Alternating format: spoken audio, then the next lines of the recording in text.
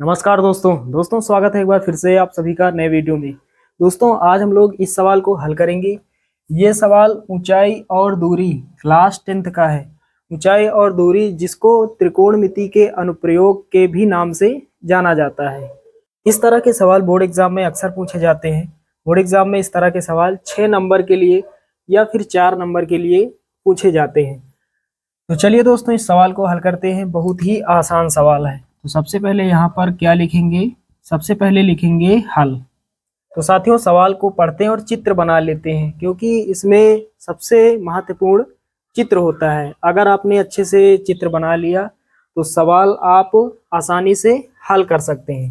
तो चलिए सवाल पढ़ते हैं और चित्र बना लेते हैं। यहाँ पर लिखा हुआ है समान ऊंचाई के दो स्तंभ, स्तंभ का मतलब खंभे, समान ऊंचाई के दो स्तंभ 100 मीटर चौड़ी सड़क के दोनों ओर स्थित हैं। तो यहाँ मान लेते हैं ये कोई चौड़ी सड़क है। इसकी चौड़ाई कितनी है? इसकी चौड़ाई है यहाँ से लेकर यहाँ तक, इस सड़क की चौड़ाई है 100 मीटर। यहाँ पर लिख देते हैं 100 मीटर। समान ऊंचाई के दो स्तंभ 100 मीटर चौड़ी सड़क के दोनों ओर स्थित है। तो मान लेते हैं एक स्तंभ यहाँ पर है और एक स्तंभ यहाँ पर है। समान ऊंचाई के दो स्तंभ, तो एक स्तंभ ये बना लेते हैं और एक स्तंभ ये बना लेते हैं। इनकी जो हाइट है, इनकी जो ऊंचाई है बराबर है। तो यहाँ पर ये जो सड़क है इसका नाम दे देते हैं AB और उसके बाद स्तंभों का नाम दे देते हैं। तो यहाँ P मान लेते हैं AP और यहाँ BC।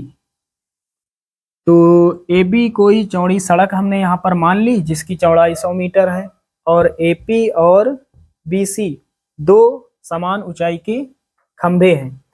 तो यहाँ पर यदि इसकी ऊंचाई हम H मानते हैं तो इसकी भी ऊंचाई H ही मानेंगे, क्योंकि ऊंचाइयाँ दोनों की बराबर हैं, एक समान है।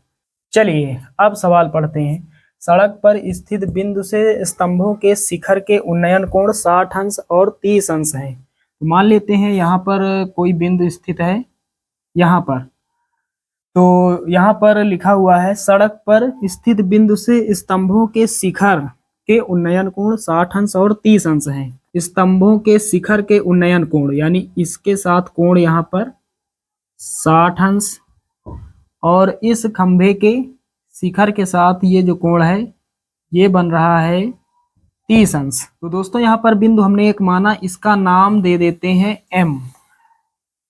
उसके बाद दोस्तों हमसे पूछा क्या जा रहा है, स्तंभों के बीच बिंदु की स्थिति, यानी ये जो बिंदु हमने माना है M, इसकी स्थिति पूछ रहा है कि ये बिंदु A से कितनी दूरी पर है और बिंदु B से कितनी दूरी पर है। तो यहाँ पर इस दूरी को हम x मान लेते हैं। तो ये दूरी कितनी होगी, कुल दूरी में माइनस कर देंगे x। ये दूरी x, तो ये दूरी कितनी होगी 100 माइनस x। स्तंभों के बीच बिंदु की स्थिति तथा प्रत्येक स्तंभ की ऊंचाई ज्ञात कीजिए। तो ऊंचाइयां समान है, एक की ऊंचाई निकाल लेंगे तो दोनों की ऊंचाई निकाल आएंगी, क्योंकि ऊंचाइयां बराबर हैं। यदि इसकी 3 होगी तो इसकी भी ऊंचाई 3 होगी, क्योंकि ऊंचाइयां समान है। चलिए दोस्तों अब इस सवाल को हल करते हैं। तो यहाँ पर हमने क्या माना, यहाँ पर लिखना होता है। तो यहाँ पर लिखेंगे माना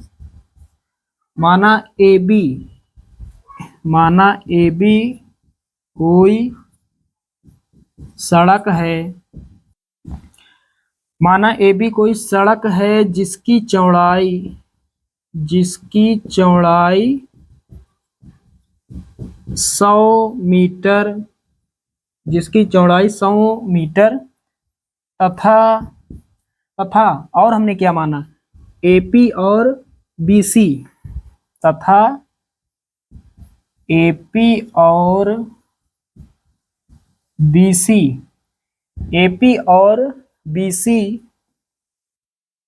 दो स्तंभ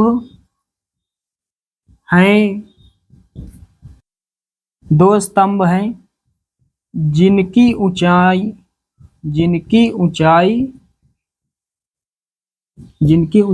h मीटर है। तो यहाँ पर हमें क्या लिखना होता है, चित्र बनाते समय जो कुछ भी हमने माना है वही यहाँ हमें लिख देना होता है। तो एक बार पूरा पढ़ देते हैं। माना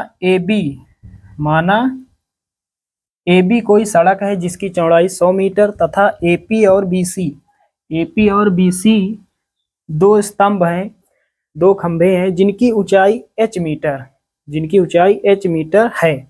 चलिए, ये आप समझ गए होंगे। अब दोस्तों आगे हल करते हैं। तो चलिए दोस्तों, अब यहाँ से शुरुआत करते हैं। यहाँ पर दो समकोण त्रिभुज हैं। एक समकोण त्रिभुज है PMA और एक है CMB। तो चलिए एक एक ले लेते हैं। तो यहाँ पर लिखेंगे समकोण त्रिभुज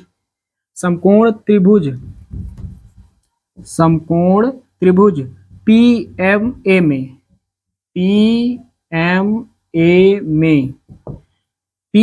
में यहाँ पर कोण कितना है? 60 अंश। तो tan 60 अंश, tan थीटा बराबर क्या होता है? लंब बटे आधार। लंब का और आधार का मान दिया जाता है तो त्रिकोणमितीय अनुपात tan लिया जाता है। tan थीटा बराबर लंब यानी h बटे आधार कितना है? x।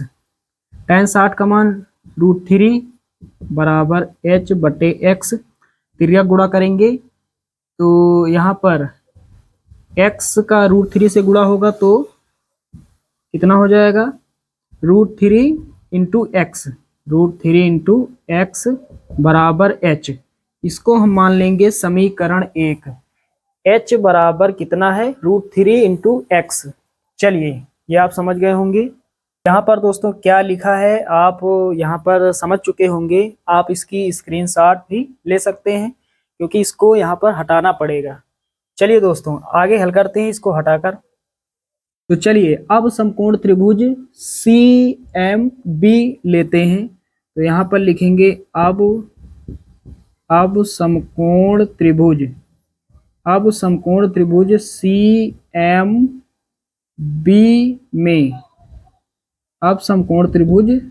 CMB में तो यहाँ पर कोण कितना है? 30 अंश।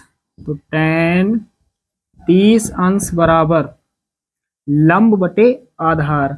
लंब का मान कितना है? h और आधार कितना है? 100 माइनस x। tan 30 का मान 1 बटा √3 बराबर h बटे 100 माइनस x। तिर्यक गुणा करते हैं तो 100 माइनस x का गुणा 1 के साथ होगा तो 100 माइनस x बराबर h का गुणा √3 से होगा तो h √3। यहाँ पर दोस्तों h का मान रख देंगे। h बराबर कितना रख सकते हैं? √3 इंटू एक्स। तो यहाँ पर रख देते हैं। तो यहाँ 100 लिखेंगे माइनस x बराबर h के स्थान पर हम कितना लिखेंगे? x √3 गुणा ये वाला √3। ये कहाँ से प्राप्त हुआ? तो यहाँ साइड में लिख देंगे समीकरण 1 से। h का मान हमने रखा है x √3 कहाँ से? समीकरण 1 से। यहाँ पर समीकरण 1 में ऐसा है। चलिए अब आगे हल करते हैं।